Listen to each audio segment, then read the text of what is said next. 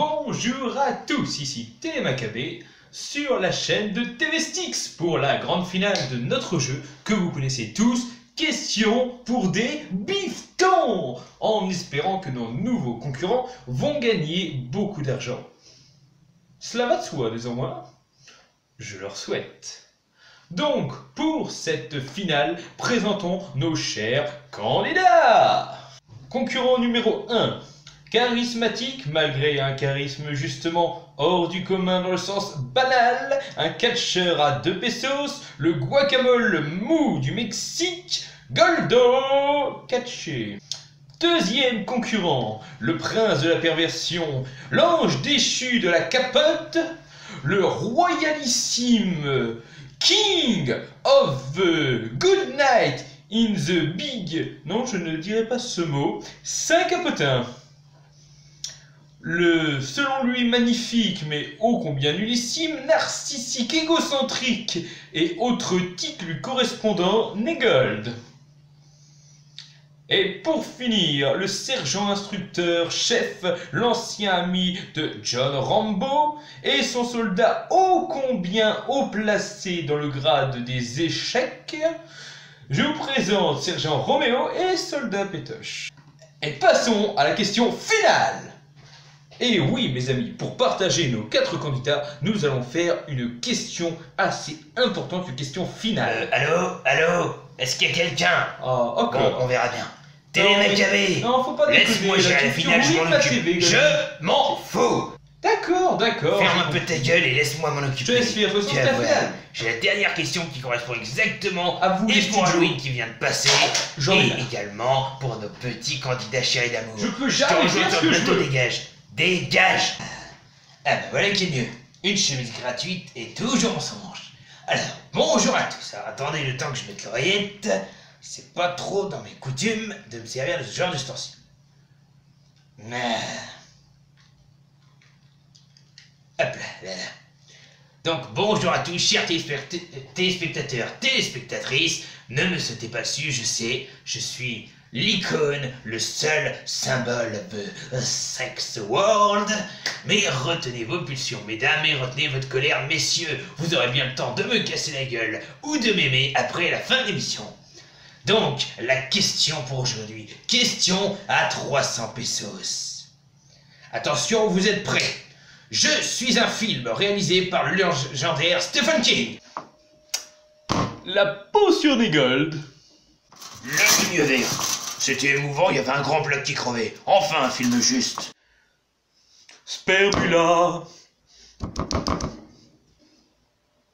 My latte de tomatoes. Il y a des réponses qui me dépassent. Je représente quelque chose de méchant. Petit, ça dépend quand vous voyez la chose. Les critters Sénégold. Rambo contre les petits Vietcong. Couche-moi dans le sable et fais jaillir ton pétrole, amen. Les étoules des tomatoes. Génial. Comment je pourrais vous aider? Je suis assez vorace comme créature. Je me rassemble et j'avance surtout en nombre. La nuit des Négold vivants. Le jour le plus chiant. Plus chiant. Je crois que c'est pas ça, chef. Blanche fesse et 7 mains. Les tomatoes attaquent la France. Il y a dans ce film Samuel L. Jackson. Des serpents, un avion et Négold. Non, c'est pas ça. Ah zut alors. C'est peut-être quoi? Oh, c'est bon, je l'ai. Coach par terre. Il est où mon buzzer? Buzzer. Coach par terre. Allez, si tu sais, là, tous ceux qui se font défoncer, là. Les petits basketteurs à la bande moelleux qui mettraient des coups de pied dans le cul. Et vous le dites, chef? Ah, j'ai trouvé. Clodo et les vicieux, c'est ça. Il est trouvé. Caldo Caché attaque les tomatoes. Ah, il est ça? Il est pas ça? Oh. Bon, j'en ai marre, vous êtes vraiment des merdes, c'était Cellphone. Voilà, c'est bon. Donc, non, Négold, ce n'est pas un film avec toi. Non, Sergent, ce n'est pas un film de guerre, on cherche de l'horreur. Non, Saint-Capotin, il n'y a pas forcément du cul dans ce film. Et non, Gold Caché, c'est pas l'attaque des tomates tueuses. Qu'est-ce que tu me casses tes couilles avec les tomates tueuses? Bah, je sais pas si c'est les belles ailes, c'est... Je sais pas pourquoi, mais... ça m'a fait penser à une tomatos. Mais c'est bon, les tomatos. Enfin bref, présentation bientôt en cours. On commence avec Cell Fun. À tout de suite. Very naughtiness can well. Une pièce unique. Dans ta gueule!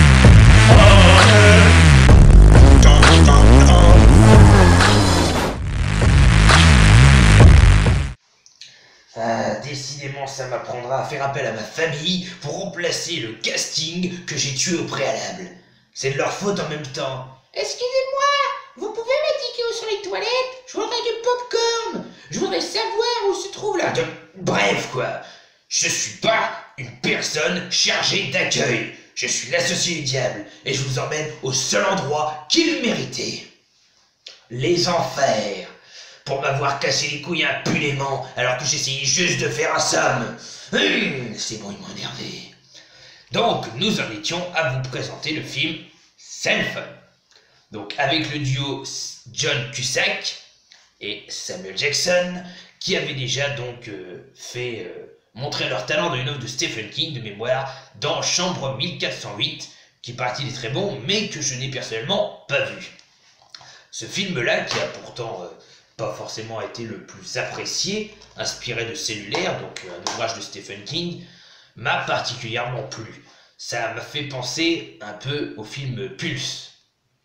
Pareil, c'est un peu le même principe, c'est que dès que les gens regardent, du moins écoutent leur téléphone, ils deviennent des espèces de zombies bizarroïdes. Et ben là c'est pareil. John Cusack, qui ne rêvait que de retrouver sa femme et son fils, va malheureusement dans un aéroport être le témoin d'une transformation en zombie de la majorité des personnes, du moins de tous ceux qui utilisent un téléphone. Aidé de Samuel Jackson, qui lui n'en a complètement rien à foutre de cette technologie, ils vont trouver certaines personnes et tout faire pour d'une part retrouver le fils de John Cusack et de deux éradiquer un personnage avec un sweatshirt rouge qui semble être celui que tout le monde voit dans ses visions et donc le chef de l'armée et le créateur de cette épidémie de merde. Dans cette histoire où le final est assez sympathique, j'ai trouvé que les acteurs jouaient plutôt bien et que les scènes d'action étaient plutôt intéressantes pour la plupart. Voilà, Cell Fun, un film que je vous conseille, que j'ai bien aimé. Ensuite, donc ça c'était à Dose, et le deuxième film, et les deux seuls que j'ai eu à Dose, c'était Gallows, chaque école a son secret, à la jaquette extrêmement sombre et à la sérigraphie identique. Ça raconte, de façon filmée, un peu comme un rec, l'histoire d'une pièce de théâtre qui va être rejouée par des étudiants. Donc là, il y a toujours la petite histoire d'amour entre celui qui joue la pièce de théâtre parce qu'il a une fille dont il amoureux dedans, celui qui fout la merde et qui en général est celui qui filme tout le temps, bref, des gros clichés au niveau des élèves.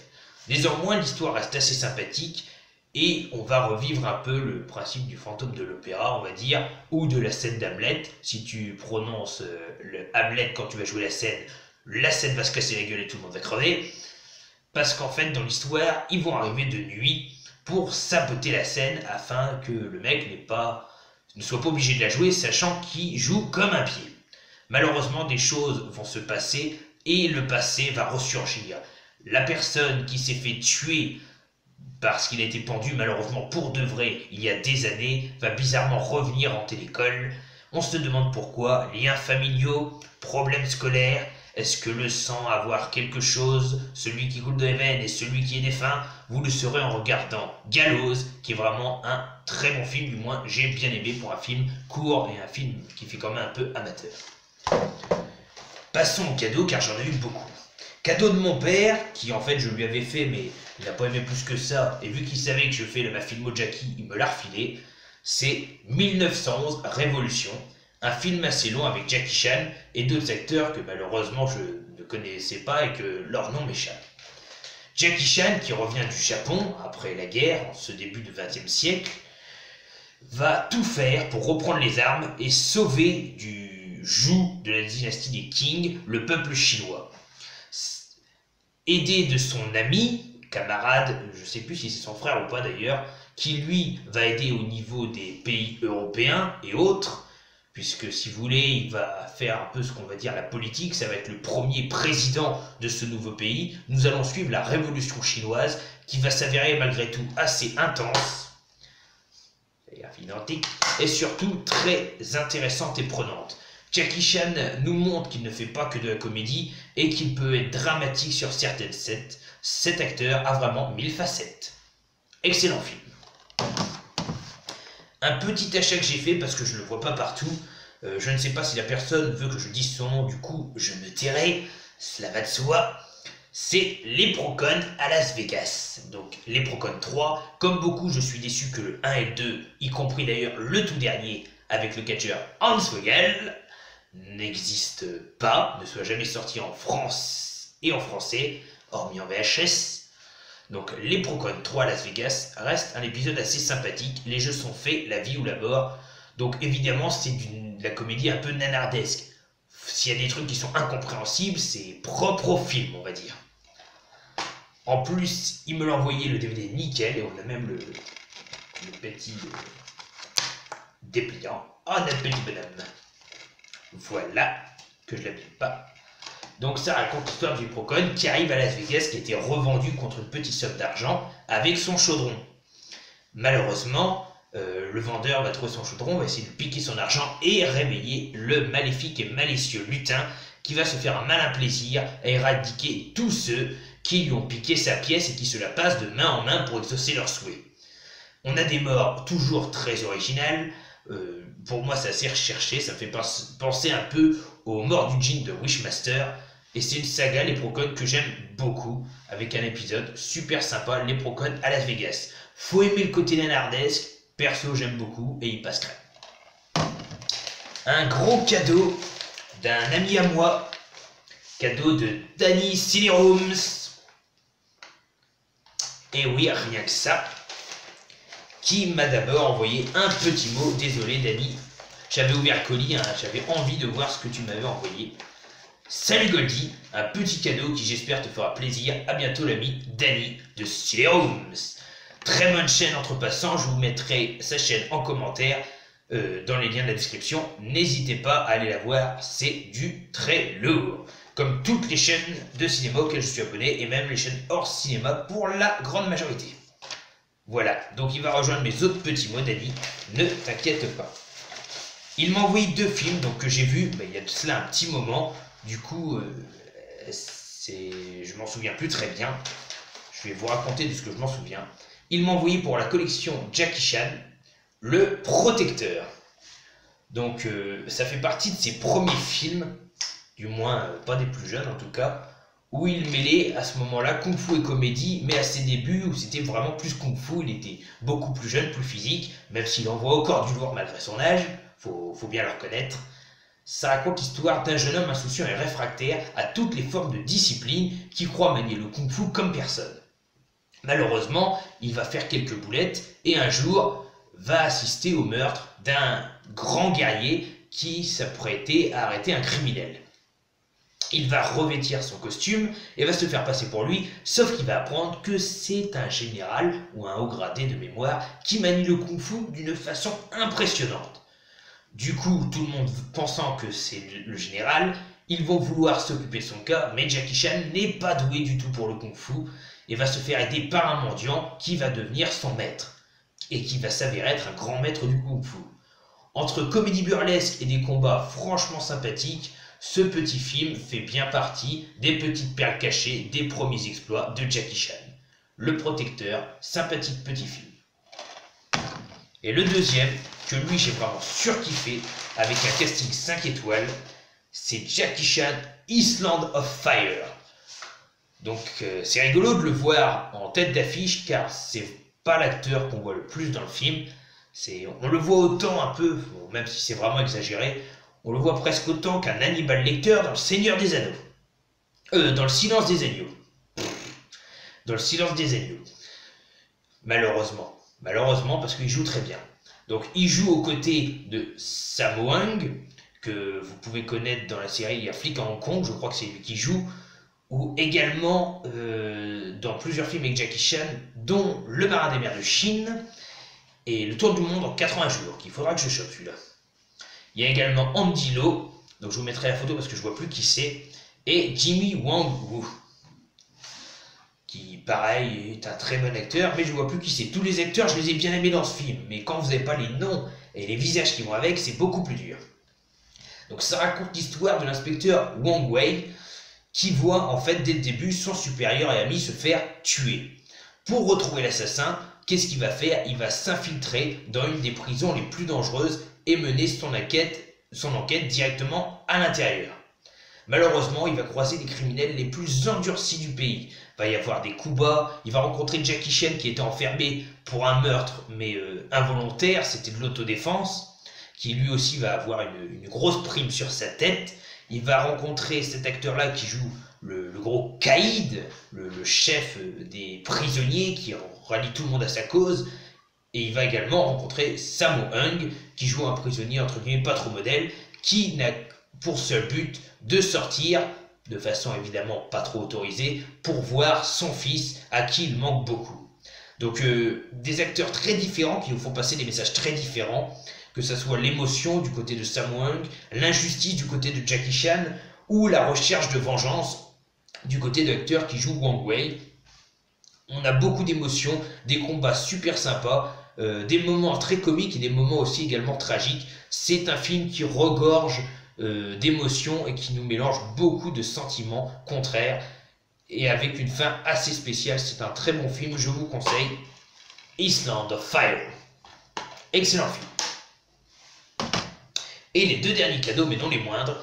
Le premier vient de ma mère, elle m'a offert un bouquin génial, surtout pour moi, que je conseille à tous les fans de cinéma et plus particulièrement d'horreur. C'est les meilleurs films d'horreur de tous les temps, le cinéma d'horreur. On dirait une mini-bible. En plus, il y a le petit marque-page en soie. Donc on pourrait croire que c'est une mini-bible. Là, vous avez le Dracula, le livre idéal de la bibliothèque de tout fan de films. Vous allez pouvoir découvrir, non pas les films en eux-mêmes, même s'ils sont cités pour beaucoup, mais les genres. Vous allez avoir l'histoire du slasher, l'histoire des femmes dans le cinéma d'horreur, l'histoire des monstres, les zombies, voilà, les morts vivants. Et en fait, on va prendre les films comme des exemples pour appuyer l'avis de l'écrivain qui a rédigé ce film. Voilà, vous avez Freddy Krueger, en plus vous avez des superbes photos qui vous permettent d'illustrer chaque catégorie. Voilà, les monstres féminins, le projet Blair Witch, ça je sais pas ce que c'est, Nosferatu. Vous avez vraiment de très bonnes choses à découvrir, ça fait plus de 600 pages, donc c'est très très très intéressant.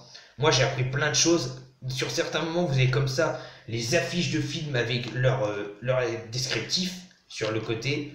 Donc pareil, super, le loup-garou. C'est vraiment un excellent ouvrage qui vous apprend énormément de choses. C'est impossible que vous l'ayez lu et que vous me dites à la fin, je savais déjà tout ça. Même toi, Tom Ciné BD, qui a, comment je pourrais dire, une connaissance encyclopédique du cinéma et particulièrement d'horreur, je suis sûr que tu apprendrais des choses avec.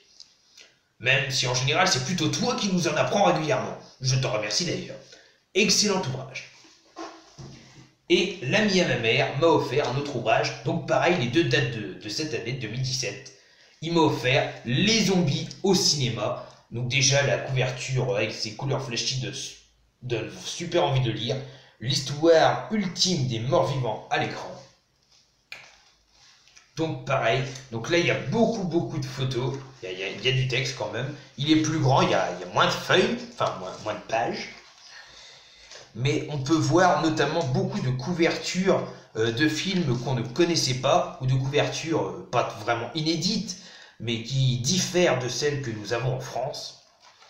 Franchement, il y a beaucoup de textes, on en apprend sur tous les... Là c'est Maniac Cop, on en apprend absolument sur tous les styles de zombies, d'avant et d'aujourd'hui, parce que nous avons de la Nuit des Morts Vivants, voire même plus vieux d'ailleurs, jusqu'à tout ce qui va être Walking Dead, Bienvenue à Zombieland, et films récents.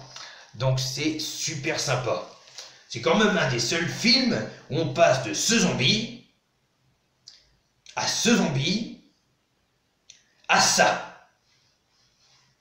Ce qui est drôle parce que ça, vous voyez, c'est le clown, et ça, c'est un... Enfin voilà quoi, bref. Excellent ouvrage.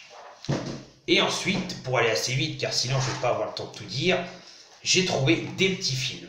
Donc, à mon carrefour, avec Simon Pegg et Nick Frost, il me manque plus que Hot Fuzz et j'ai Shaun of the Dead. Vous avez sûrement deviné ce que c'est.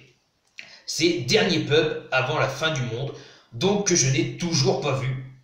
Il est toujours sous blister. J'ai pas le pouvoir de déblister, regarder le film et le remettre sous blister. J'aimerais bien, mais c'est pas possible. Une nuit, 5 potes, 12 pubs, une tournée fatale. À ce que j'ai cru comprendre, ça raconte l'histoire d'une bande d'amis qui, très jeunes, qui avait à peu près la vingtaine, je pense, voulaient faire la tournée de tous les bars et n'ont pas réussi à aller jusqu'au bout. Quelques années plus tard, enfin une bonne dizaine d'années plus tard, ils rassemblent toute l'équipe, retournent en ville pour retenter la tournée des 12 bars. Malheureusement, la ville a un peu changé et les habitants très différents ont l'air d'avoir été possédés par une forme alien ou autre, les rendant vraiment très bizarres. Ce film, paraît-il, est excellent, je m'empresse, j'ai vraiment hâte de le voir. Ensuite, un film un peu particulier, car je le vois tout le temps et je ne l'avais jamais pris, avec Josh Hartnett et Melissa George, c'est 30 jours de nuit. J'ai pas vu le deuxième qui paraît moins bon, mais celui-ci est excellent.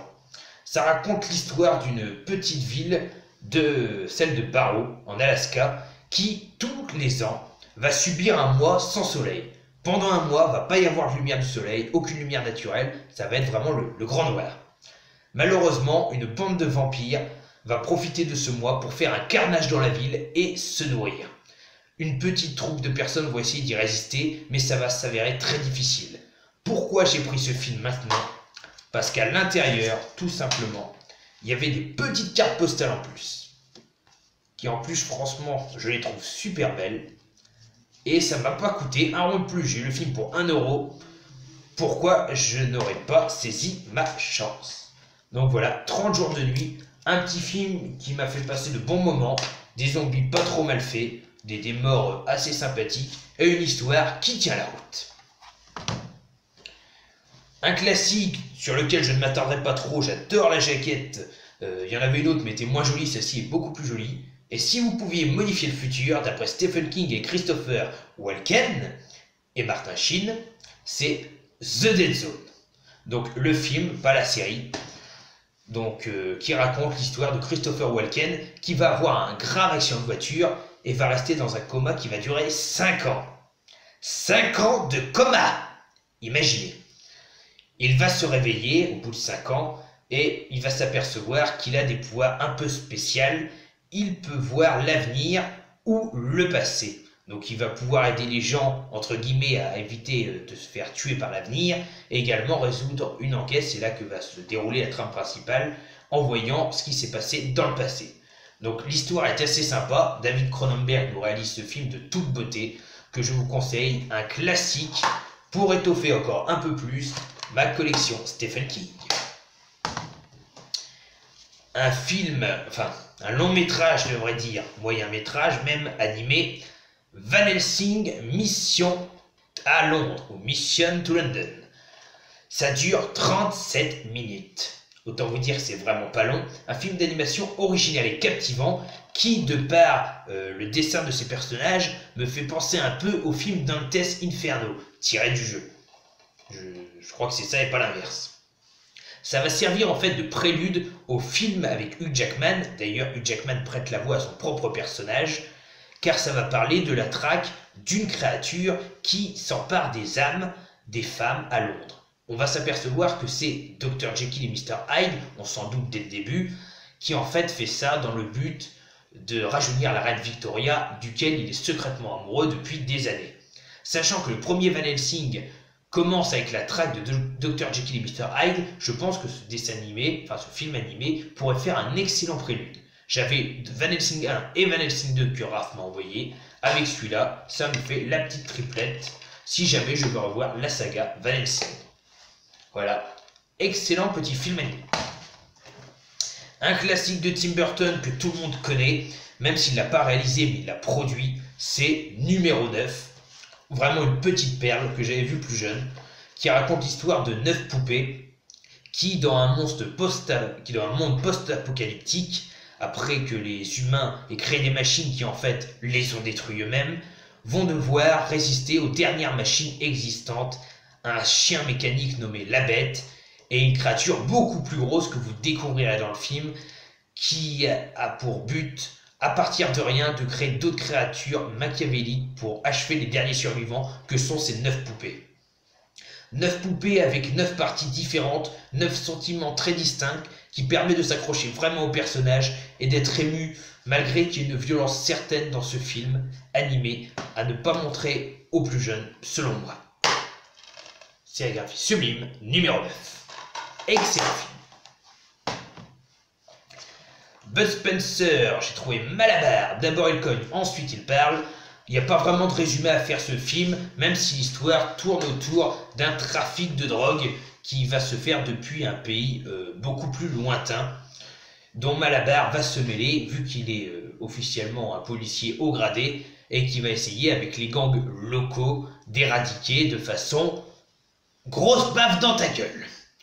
Donc pareil, beaucoup d'humour. Pour moi, il est meilleur que Malabar sur le Nil. Celui-ci, c'est peut-être le meilleur des Malabars existants. Et vous passez des bons moments à rigoler, à voir Bud Spencer dans un carnage total, même s'il n'est pas avec Terence Hill dans cette saga.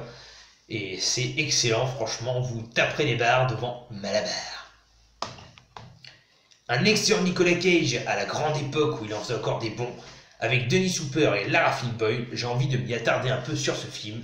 Il lui propose 5 000 $ pour tuer sa femme et lui en propose le double. C'est Red Rock West. Donc c'est pas un des films les plus connus de Nicolas Cage, même s'il va compléter ma filmo et que c'est une perle. C'est l'histoire de Nicolas Cage, donc Michael dans ce film, qui n'a pas d'argent et qui cherche désespérément du travail. À un moment, il va arriver dans une station essence et, hurrah, quelqu'un lui dit qu'il y a peut-être du travail dans un bar du coin, qu'on aurait besoin de son aide. Il arrive dans le bar et le mec lui propose 5 000 $ en lui faisant comprendre que c'était comme convenu, comme si c'était prévu qu'il arrive. Nicolas Cage comprend pas tout, et celui-ci va lui expliquer qu'il lui propose 5 000 $ pour tuer sa femme, puisqu'il prend Nicolas Cage pour un assassin professionnel. Malheureusement, il va voir sa femme, n'étant pas un assassin, ne va pas vouloir la tuer, et ne va plus savoir sur quel pied danser pour savoir qui lui dit la vérité entre la femme et l'homme et qui lui ment. Malheureusement, entre-temps, cet acteur-là, qui en fait est le vrai assassin, va se mêler à la conversation, et Nicolas Cage va se retrouver dans un bourbier pas possible avec tout le monde au cul. Les forces de l'ordre, l'assassin, le mari jaloux. Il va être avec sa femme mais il lui fait pas totalement confiance. Ça va être un vrai carnage.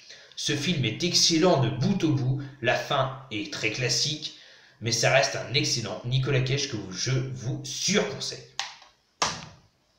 Il me reste 5 petits films rapides. Avec Mark Hamill de Star Wars et Lisa Wilcox, personne ne contrôle, il doit tuer. Gros big up à toi Julien de la face cachée du cinéma, car je me souviens que tu m'avais demandé mon avis sur ce film.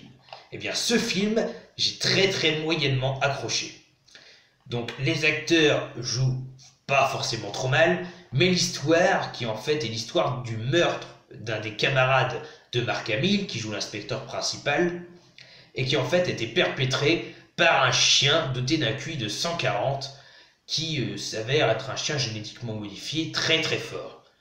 Lui, aidé d'un chien tout à fait basique mais vachement intelligent, va devoir, avec l'aide de Lisa Wilcox qui joue la créatrice de cet animal, retrouver le bestiau pour l'éradiquer une bonne fois pour tous avant qu'il ne fasse d'autres victimes.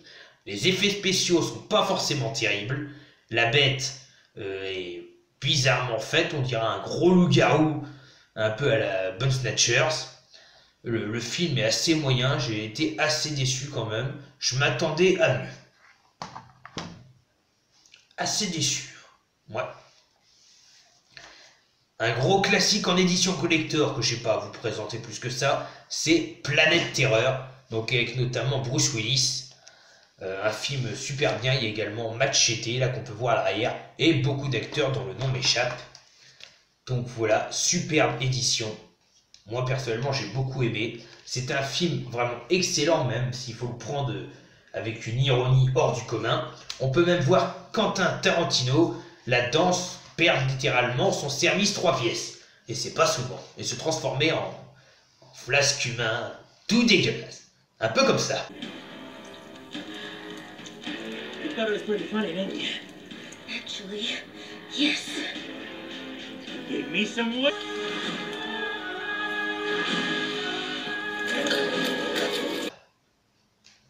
Ça, c'était gratuit, bon appétit pour ceux qui le regardent ce midi.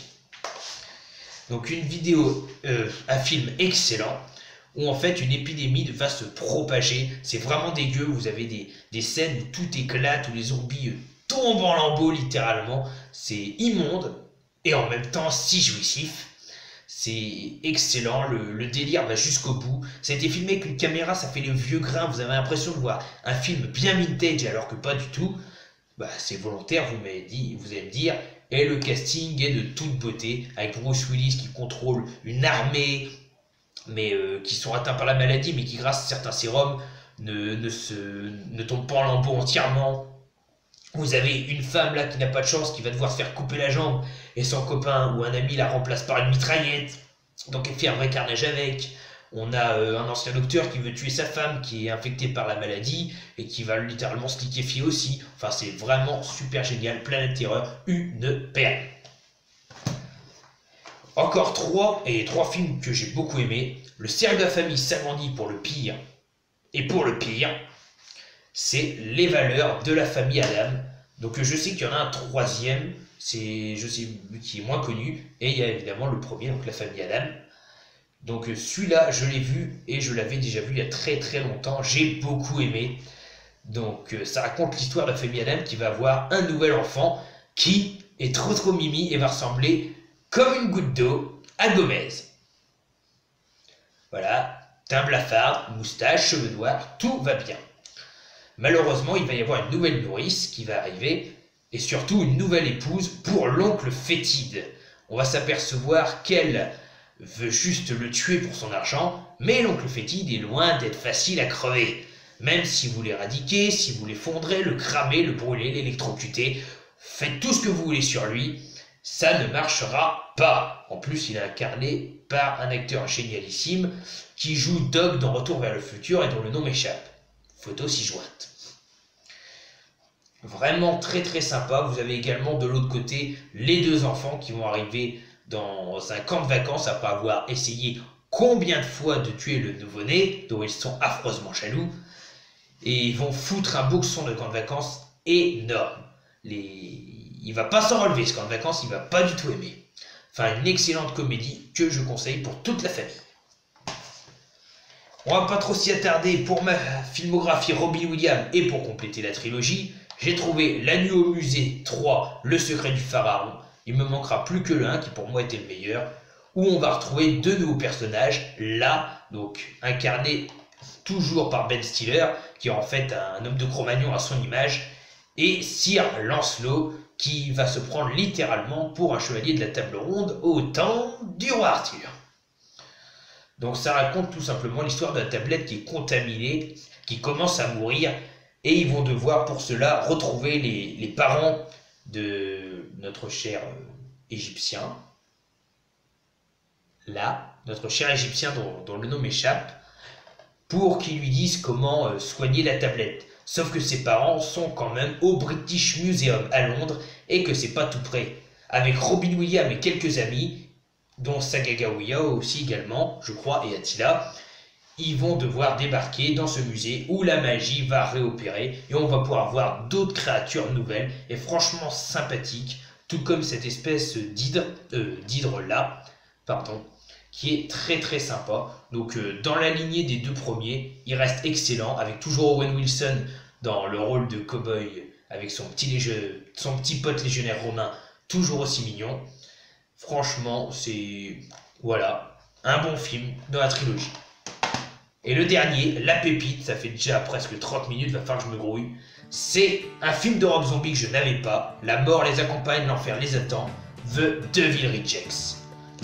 Donc sous carton. Donc super. Hop là, super. Avec leur boîte à moitié vert cacadois. Et le fait qu'il y ait 2 DVD. Ça fait super plaisir. En plus chopé pour 2 €, donc bon. en cage, je trouvais que c'était un bon prix, qui va raconter cette fois l'histoire de la famille Firefly qui va être traquée par le shérif Weedle qui veut venger la mort de son frère. Donc c'est plutôt sympathique, l'histoire est bien abordée et là on se prend d'empathie pour la famille Firefly malgré les morts qu'ils vont semer derrière eux de façon gigantesque. La fin est tragique, moi ça m'a beaucoup attristé. Beaucoup de membres de la famille meurent, c'est le cas de le dire. Les scènes vraiment sont très gore, il y a des moments très bruts, comme dans La Maison des Mille Morts, mais c'est vrai que celui-ci est encore mieux parce qu'on est pris dans un sentiment d'empathie envers les criminels, ce qui n'arrive pas souvent. Même si personnellement j'ai été pris d'empathie pour beaucoup de personnes et beaucoup de meurtriers, dont Anthony Hopkins. Bizarrement, j'étais vraiment pris d'empathie pour lui. Donc voilà, un excellent film qui pour moi est la perle pour les films que j'ai trouvés, en plus des cadeaux et de l'éprocom à Las Vegas, c'est The Devil Reject. Voilà, c'était tout, ça faisait beaucoup de films à vous présenter, désolé la vidéo a encore été très longue, j'essaierai de faire des vidéos beaucoup plus courtes la prochaine fois. Je vous dis à une prochaine, allez, tchuss, crevez tous. Je devrais peut-être changer d'émission la prochaine fois. Si je faisais N'oubliez pas la mort, ça pourrait être pas mal.